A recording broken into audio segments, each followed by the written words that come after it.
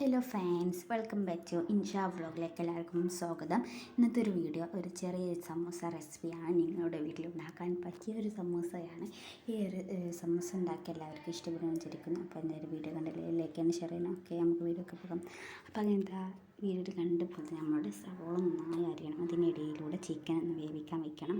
ഉപ്പും മഞ്ഞപ്പൊടിയൊക്കെ ഇട്ടിട്ട് കുക്കറിൽ വയ്ക്കാം. അതിനിടയിലൂടെ സവോള, ക്യാരറ്റ്, തക്കാളി ഉള്ളതും നന്നായി നമുക്ക് വഴറ്റിയെടുക്കാം. അതിനിടയിലൂടെ നമ്മൾ ഇഞ്ചി വെളുത്തുള്ളി ചതച്ചതൊന്ന് ഇട്ട് കൊടുക്കാം. എന്നിട്ട് നന്നായി വഴറ്റിയെടുക്കാം.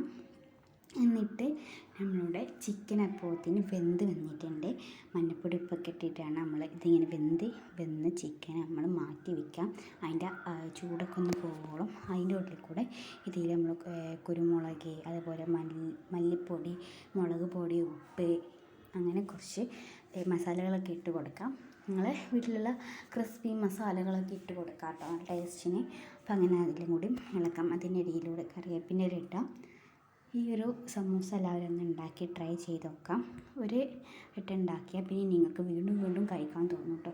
അതുപോലെ തന്നെ നമ്മളുടെ മിക്സ് ജാറിലിട്ട് നമ്മൾ ചിക്കൻ ക്രഷ് ചെയ്തെടുക്കണം. എന്നിട്ട് അതിലേക്ക് ഇട്ട് കൊടുക്കാം. എല്ലാ വീട്ടിലും ഉണ്ടാക്കാൻ പറ്റുന്ന ചെറിയൊരു മസാലയാണ് കേട്ടോ ഈ ഒരു സമൂസ മസാല. അപ്പോൾ ഇതെല്ലാം കൂടി ഒന്ന് വഴറ്റിയെടുക്കാം.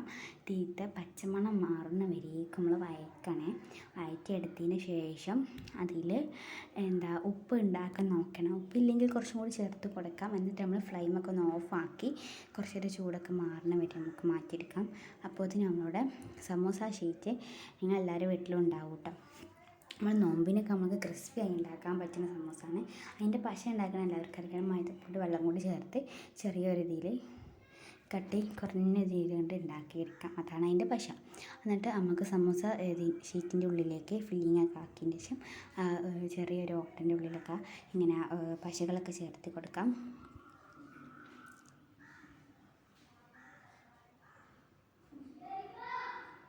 എന്നിട്ട് നമ്മളുടെ ചീഞ്ചട്ടിയിലേക്ക് ഓയിൽ ഒഴിച്ച് കൊടുക്കാം. എന്നിട്ട് അതിലേക്ക് നമ്മളുടെ സമൂസ ഇട്ട് കൊടുക്കാം കേട്ടോ. ചൂട് ആയി എന്ന് അറിഞ്ഞതിന് ശേഷം നമ്മൾ കൈക്ക് സമൂസ ഇട്ട് കൊടുക്കാം.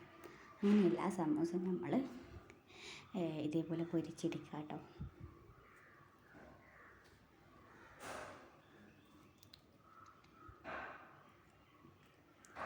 അപ്പോൾ എല്ലാവരും ട്രൈ ചെയ്ത് നോക്കണം. എല്ലാവരും വീട്ടിലും ഉണ്ടാക്കി നോക്കിയിട്ട് അതിൻ്റെ ഫീഡ്ബാക്ക് ഒന്ന് അറിയിക്കണേ. അപ്പോൾ ഇതാണ് ക്രിസ്പി സമൂസ. അപ്പോൾ നമ്മളുടെ വീട്ടിലേക്ക് ഉണ്ടാക്കാൻ പറ്റിയ സിമ്പിൾ ക്രിസ്പി സമൂസയാണ്. അപ്പോൾ എല്ലാവരും ഉണ്ടാക്കി വെക്കണം. എൻ്റെ വീഡിയോ കണ്ട് വിചാരിച്ചാൽ അപ്പോൾ ലൈക്ക് ചെയ്യണം, ഷെയർ ചെയ്യണം, കമൻറ്റ് ചെയ്യണം. ഓക്കെ, അപ്പോൾ അടുത്ത വീഡിയോയിൽ വരാം. എല്ലാവരും സപ്പോർട്ട് ചെയ്യണേ. അപ്പോൾ നിങ്ങൾ